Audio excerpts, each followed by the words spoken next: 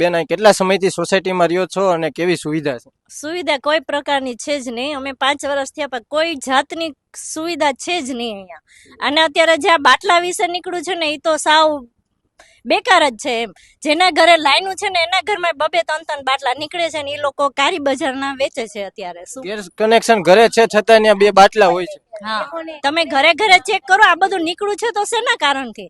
જેના ઘરે એક બાટલો છે એને શું સમજવાનું? શું કરશે એ?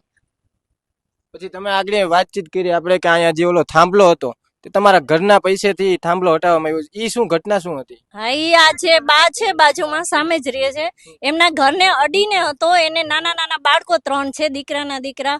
કરંટ આવે છે તોય છતાં બાએ અરજી કરી, 4 થી 5 વખત અરજી કરી પણ કોઈ પ્રકારનો જવાબ આપ્યો નહીં. પછી એ લોકોએ પૈસા ખુદે ભરીને અલગ કરાવ્યું એમ. ઘરના પૈસાથી ભરીને બાટલો અગલ. ઘણી વાર જાણ કે આવશે અમે કરશું બસ, પછી પૂરું. કોઈ જાતનો જવાબ નહીં એનો. કોઈ અહીંયા કોર્પોરેટર આવે છે? તમે ઓળખો છો કોર્પોરેટર? 5 વર્ષની અંદર મેં તો નથી જોયા કોઈને. અહીંની પરિસ્થિતિ એટલી ખરાબ છે ને કે વાત પૂછોમાં. બહુ ખરાબ એમ.